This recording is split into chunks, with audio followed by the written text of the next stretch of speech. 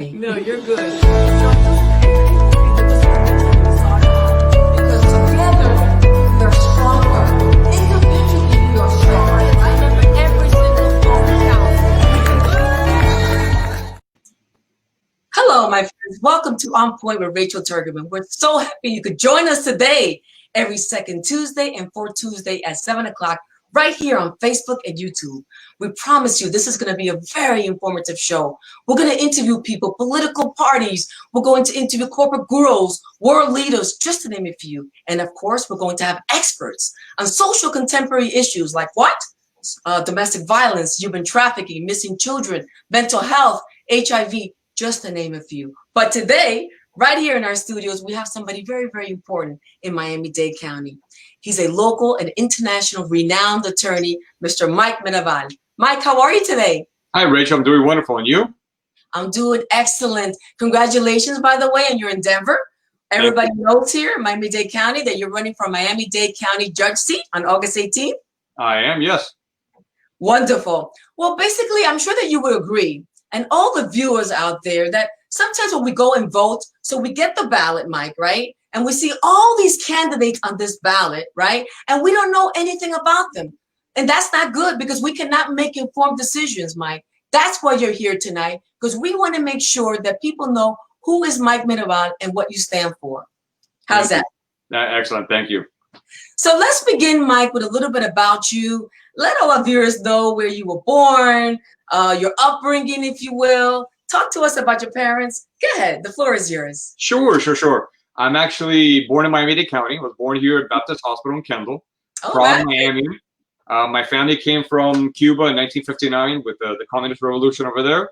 They went to New York, and then in 1969 they came to Miami, and I was born here in 1970. So I'm a product of our community. I'm a product of our school system, and I also went to part of my college. I did here also Miami and St. Thomas University up in Miami Gardens. Excellent. So talk to us a little bit about your values. I know I was reading about you and I saw that your mother was a very, very hardworking woman. Also, your father was in the CIA as well, and he's an architect. Tell us about your family. This is your time. Yeah, my family is very interesting. Like I said, my parents came here escaping communism. My mom did, and my dad didn't really know English. My father went to the military, into the U.S. Army, and then eventually to the American CIA. My mother took a little bit of a different course when they moved to Miami. She was one of the first female business people to open up a clothing manufacturing factory in, of all places, Alapata. She hired minority women and union minority women. And she ran that for about 10 years until she decided to take a little bit of break, sell the business, and become a homemaker and a philanthropist. She worked for many years at a place called Centro San Juan de Puerto Rico, which used to be located in Wynwood, run by the Carmelite sisters that would help abused and neglected children. She would be there raising funds. We would be there since we were kids, giving turkeys and Christmas and Thanksgiving, making sure the kids had clothes, making sure the kids had psychological treatment, and also health treatment. So that's how I got involved in philanthropy, through my mom. She made sure that even at age 12, even if I didn't want to go on a Saturday, we had to go to make sure the kids had food, the kids had clothing, the kids had medical treatment, and to show us, especially as kids, the importance of getting back to your community. Very, very important. Talk to us about your education, certainly running for a Miami-Dade County Judge seat. Let our viewers know what kind of education you have. Sure. Number one, I'm running for Miami-Dade County Court Judge. People ask me, is that for a district of Miami? Is that for an area of Miami? No, that's for the entire county. So the first thing let me get straight is, everybody asks me, what district are you running from? I'm not. I'm running for the entire county. So anybody who lives in Miami-Dade County can vote for Mike Mirabal for Dade County Court Judge. I'm in seat 9. So my education is a little bit, obviously, different than the typical lawyer that just went to undergraduate and went straight to law school. I was fortunate to be able to, my mom had got divorced, and I had been accepted to a very prestigious law school as undergraduate outside of Miami. But since my mother was going through a very contentious divorce, I decided to stay here, help her out, get a full-time job.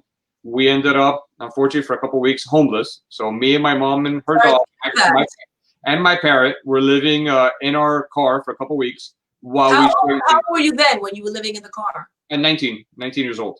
Okay, very young. So it was me, my mom, the dog, and our bird living in a car. And as being so young back then, 19 years old was basically a baby. As a mother, I can tell you that 19 years old is a baby. What was going through your mind?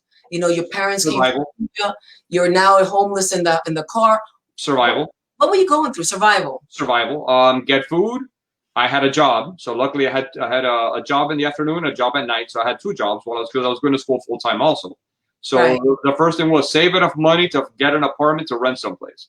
I needed a bed to sleep in. My mom needed a bed to sleep in. My bird needed a place to lay her bed to, or at too, and the dog needed a place. So the 4 of us needed a place someplace to start a new life.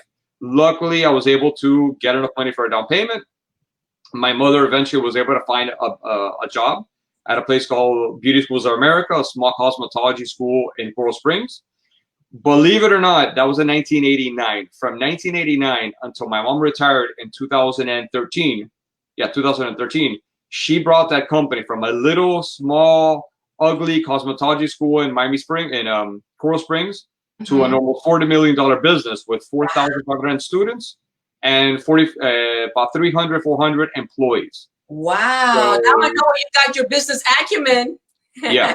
So she taught me the importance. Number one, we made a deal that I would work while she would get herself steady. Once she got herself in a good job and started becoming, a productive member of society and was doing well, then it was my turn to go back to school. So that's when I moved to Spain for college with a study abroad program that we have with St. Thomas University. Came back, did my undergraduate. You got a degree in St. Thomas University. What? Was it international business? First, I got a bachelor's at St. Thomas University in political science and a minor in history. Okay. Then I started my master's in international business. Then I applied to law school, got accepted. Then I did a 2+2. Went really, really fast on what I see. Pretty fast. I mean, I took a year off to relax, and then I went straight into the master's program. By then, I got accepted to a law program, and then what I did was a 2+2 master's during the day. And then, law during the day and my master's at night. So when I graduated in 2000, I graduated with my law degree and a master's in international business. Would you consider yourself a bookworm? Complete bookworm, yes. I don't look it, but I'm a voracious consumer of books, especially history books. And law books, not so much contemporary law. I like reading about ancient history and ancient laws. Excellent. And how those ancient laws have brought us up to today. Outstanding. History is very important, without a doubt. So here, talking about your history, your parents, how you got here, all the stuff that you went through when you were being homeless, that made you a stronger person and gave you character, correct?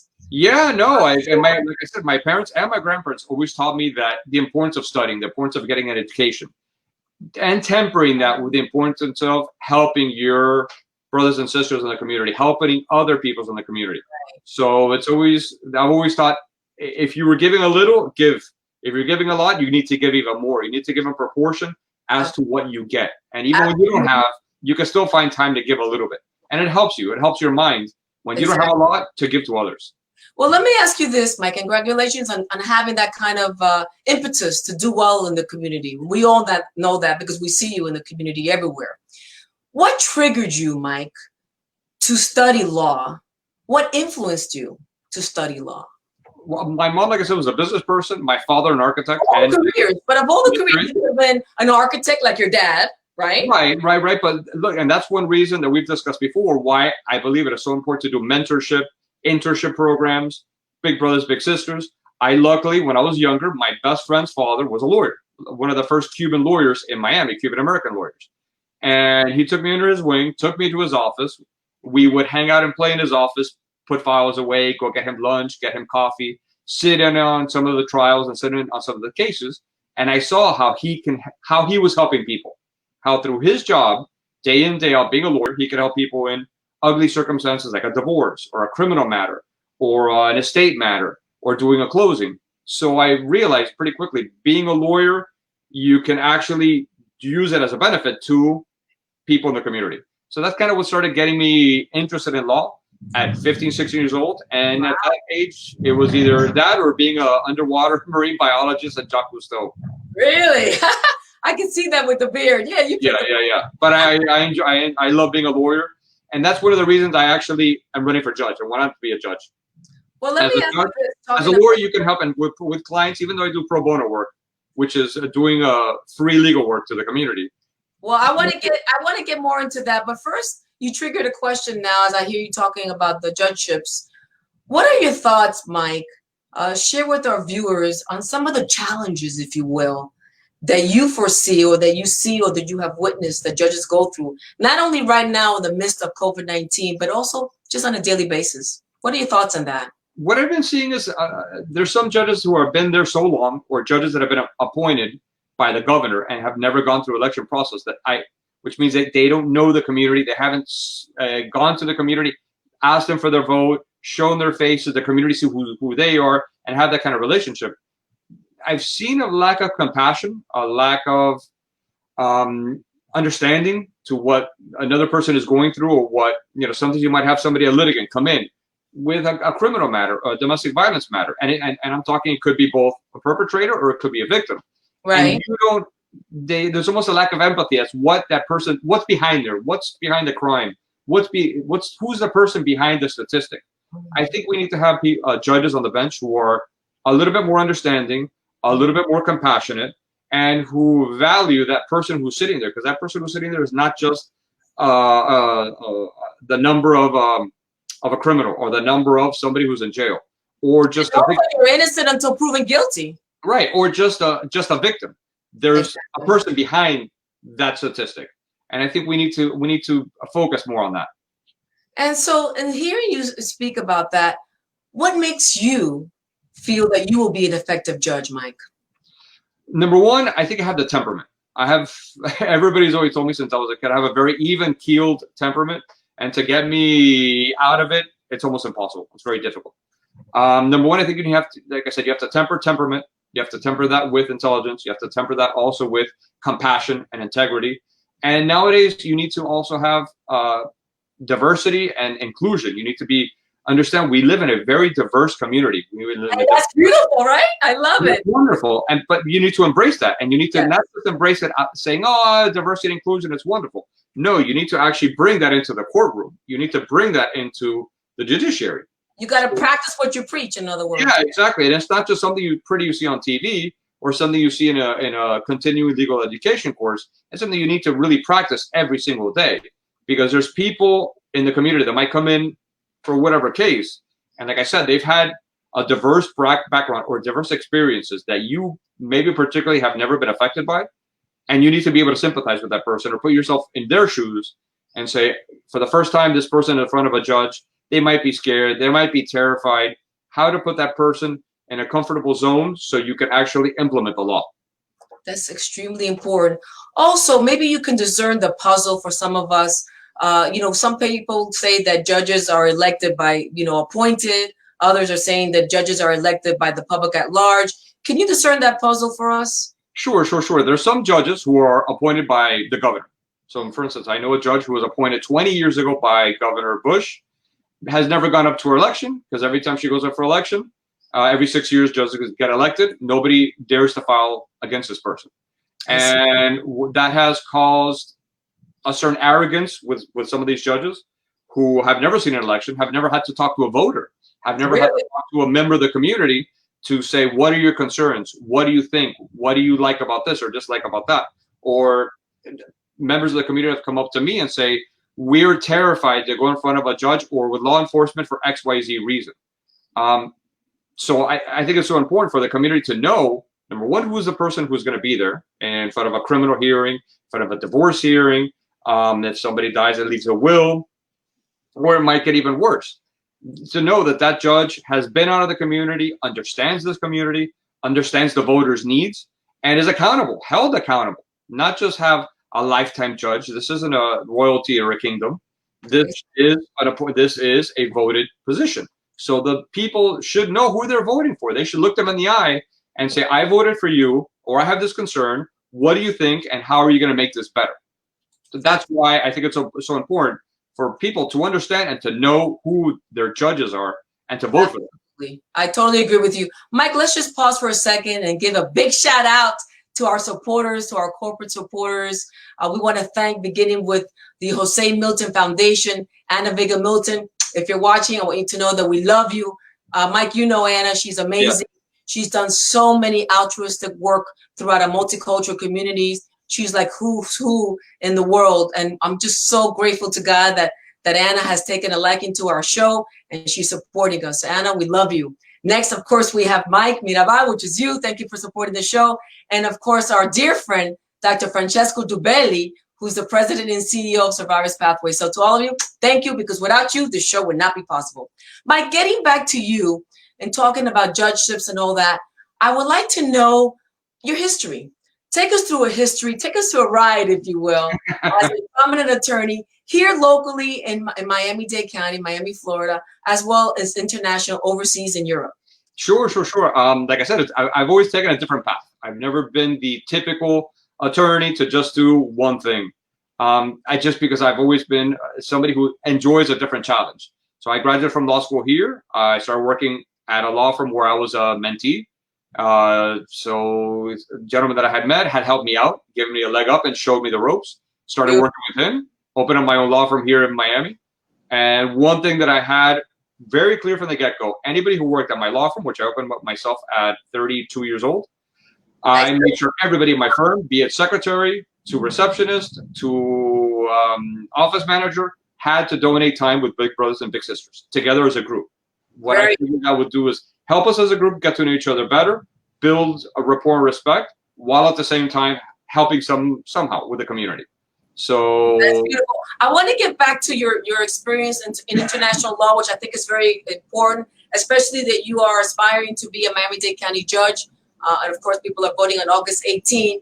Right. You were working here in a law firm and you were tapped on the shoulder by an international law firm called Interjuris. Is that correct? Right, in Spain. And then you went to Spain and you worked in that law firm and you had offices in where? In Mexico and Honduras, we had offices Venezuela, in Honduras, Venezuela, Mexico City, Panama. We also had a couple small offices we were opening up in Miami, and we had an office also in Switzerland. And it was there, Mike, wasn't it, that you decided that you wanted to go back to school? Tell us about it. Again, like I said, I'm kind of a bookworm and a nerd. So you said it this time, it wasn't me. Yeah, I mean, I was already there, so I figured if I'm working in Spain and I'm only an American attorney, I'm going to be here for an indefinite amount of time. Let me go back to school again. I went back to school again and got my 5-year Spanish law degree, and then went back to school again, and got it's called LLM in International Law and Diplomacy. An LLM is kind of a PhD in law. So I went to law school in the United States and law school again in Spain, passed my Spanish bar, and was practicing and litigating in Europe pretty much, and pretty much every single country in Latin America except for Cuba and Bolivia. That's amazing. So just so that our viewers can really understand this, you studied law here, you passed the bar here, you were working excellent here, then you went across to Europe, right? And you studied another 5 years?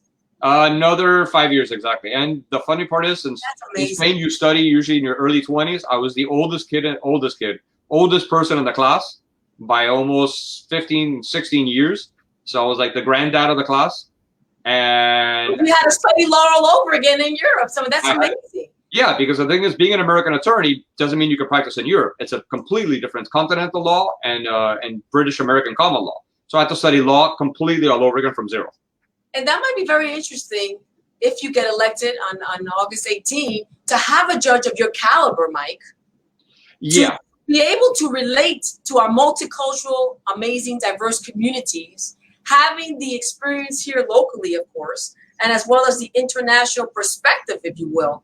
I mean, that sounds like an amazing judge. So congratulations on your studies. Thank you. I've always said in Miami, I mean, everybody knows Miami is one of the most international cities in the world. I've always said, I think it's time in Miami that we need an international attorney to be an international judge. I think we need a judge with an international outlook, that can see things not just from one facet. Obviously, I'm going to be applying Florida law. That's my job. Sure. But you need to be able to see things from, like I said before, from completely different facets. Because nothing is just one or two dimensional. There's so many dimensions to either a lawsuit, a domestic violence matter, a criminal matter. There's more than what it seems on paper. So I got the experience litigating in Miami with excellent judges, and I'm not going to say they were bad judges, excellent local judges who are Cuban American, but they went to law school here, and they just could not see the other international angles to something that we would have to bring in experts foreign attorneys, when usually I'm the one, that's why they hire me. I can just do things all at once. So Which is outstanding. And also will probably save a lot of money, correct? Yeah, at least with my clients. That's why when they do an international litigation, they usually hire me. They'll be saving double the money. Because if not, they would have to pay another outside counsel to come in when I can do both things at once. I think as time that in Miami, we have a judge with that kind of international background, international viewpoint, and not just your typical, I'm a lifetime prosecutor. I've been in the prosecutor's office for 15, 20 years. I've never done anything else. And then now I'm a judge. Well, you love it. So you wouldn't do anything else. You love it. And not only that, I know that you also spend a lot of time, Mike, grooming individuals that want to be lawyers, mentoring them. And, most of viewers will understand, and I know they're going through it because I go through it. There aren't enough hours in a day, right? Yeah. To do everything that you have to do. And yet you, Mr. Mike Mirabal, you find time to groom other young professionals, if you will, it's that important. want to be attorneys or that have graduated. Tell us about that. It's to me, it's very important since I said that I was a mentee to a mentor, and I was also an intern to an internship program. I did an internship program with U.S. Customs, and it went great. They've offered me a full-time job. I turned it down, but they had offered me a full-time job. The same thing when I was working at my first law firm. I was a mentee to somebody else who was a mentor. So I saw how important it is to be able to mold somebody. You basically give them professionalism. You show them what professionalism is. You take them to court. And what I do is, here in my law office, I just don't mentor them. I mentor them. Obviously, they come with me as either mentees or interns, but then I take them to court. I take them to be with a judge for 2 or 3 weeks. I take them to be with a criminal attorney for 2 or 3 weeks. I want them to get an entire flavor of what it is to be a judge. To be an attorney, and what professionalism means, how to relate to other people. Because you're out of college that are 22, 23 years old, don't even know how to do a checkbook, much less do not know how to relate to somebody, a couple or a person coming from a horrible domestic violence or a horrible family issue or a family divorce. How do you have the bedside manners with those people to talk to them? And again, what they see in you, Mike, is they see that mentor in you. Somebody that has local experience, international experience. Now you're running for Miami-Dade County Judge. So, you're a blessing to any person, to any career individual that's studying to be a lawyer or that is already a lawyer, or to any parents. Yeah, but look, like I said, some of my mentees have been older than me. I just had a gentleman now who I'm so proud of, Osvaldo Morejon, if you're listening. He just graduated now from FSU Law School. Congratulations. One of the best law schools in Florida, now one of the best law schools in the United States. He was my intern for 6 months, a little bit older than me, and he went to a better law school than I did. I helped when he was mentoring. He finished his studies. We did his applications for law school. I sent him one of his letters of recommendation. I just did his new letter recommendation for the Texas Bar Association, and like those, I have 3 or 4 great success stories. One of them now that I met through the high school mentoring program. He is now a successful lawyer, Robert Ibarra.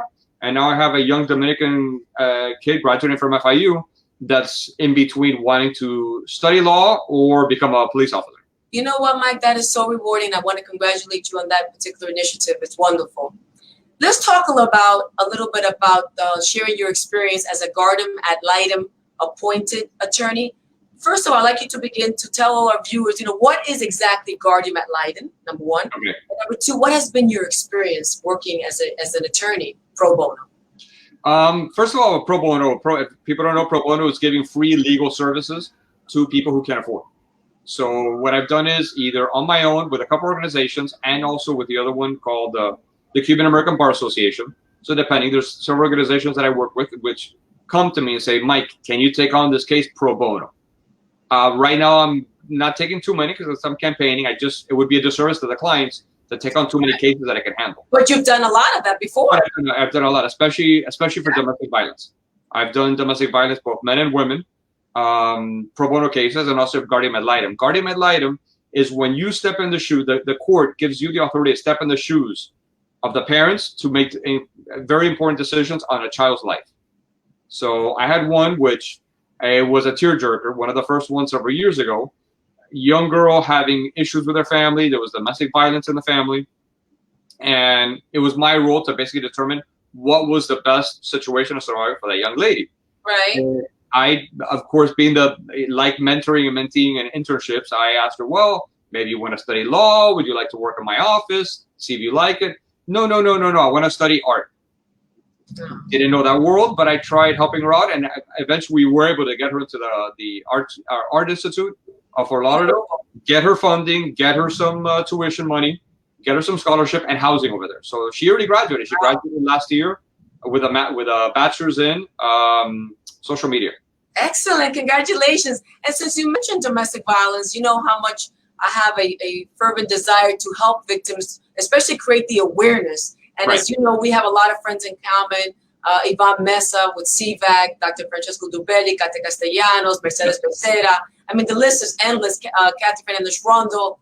The list, our judge, Judge Kelly. I mean, the list is endless. What message would you like to give to all the viewers out there, especially now during the midst of COVID-19, you being an expert in domestic violence cases, to all the victims that are out there that have to find themselves confined, if you will, in a home right now with the perpetrator of violence? What do you have to say to them? I mean, number one, it was fascinating because people thought you're going to see a boom in cases of domestic violence, and actually what we saw was a dip in cases of domestic violence at the beginning. At the beginning. At the beginning, and everybody knew that that was going to be false numbers. There was a false positive. Because at the beginning it was like usually after the honeymoon phase, and then it starts escalating. Right, exactly. And now we've been seeing more domestic violence cases than we have even before COVID started. A lot of people, you can imagine, you're confined. A lot of people are drinking. A lot of people are now losing their jobs, and that's, as you know, over 36 million people are unemployed. Right, and as you know, that is the worst mix that you have for domestic violence is drug and alcohol use, money situations, and already a volatile situation at home. So we've been seeing a huge spike in domestic violence cases now. The main thing that I would let people know is there are a lot of resources. Please reach out. Reach out to people that you know. Reach out to people like me and you. You know, even though I might not be able to help you directly right now, I can get you a lot of services and resources. There's tons, and our community has changed. Before, there used to be a lot of stigma. Number one, stigma with women going in front of and asking for help. Then there was a stigma right now of men going and asking for help. People need to know that there is help out there for both men and women. A lot of times, even men think, I shouldn't go because I'm embarrassed. They're not going to believe me. Luckily, in Dade County, we've changed a lot, and we don't see the gender of the victim. We just see the victim. Exactly. So, reach out for help. Reach out for help. And look, I've seen domestic violence situations that have de-escalated, and both parties have gone to therapy. Both parties have done their homework, what they need to do to make a better family unit, and especially when there's kids involved. And you know what? There is hope. I'm glad you brought that up. There is hope. If somebody intrinsically, I believe this, if somebody intrinsically wants to change, you could do it. It's possible, yes. I mean, everybody says, no, a leopard can't change their spot. And it's true to a certain extent. But when people... Yeah. And for those that there isn't any hope for, they don't want to change, then the victim has so many services and they can start their life over again, but they have to contact an expert like yourself and all the other entities that I mentioned earlier. Right.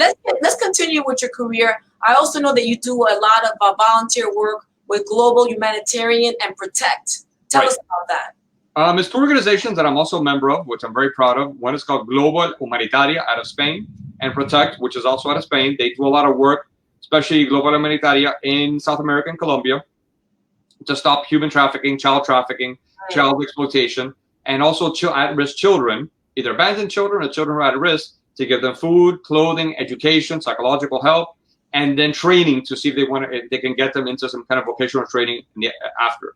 Protect is a little bit different. That's also South America mostly, and in Southeast Asia, Cambodia in particular, to stop human trafficking. That's amazing. And as you know, you work together with members of the Powerhouse out of Florida National University. And you know that Christie House and Glory House and Homeland Security and all our friends are basically including yourself, are trying to educate the masses that human trafficking, my friends, it is real. It is real. It's a $150 billion industry, only second to drugs. And yes, my friends, you heard right, only second to drugs. And I want to commend you, Mike, as an attorney, along with so many other stellar professionals, community leaders that are creating this awareness so that our children are not stolen and taken and treated like slaves. Well, people think, yes, people think that it happens in another country, it happens in third world countries. No. It happens right here in Miami.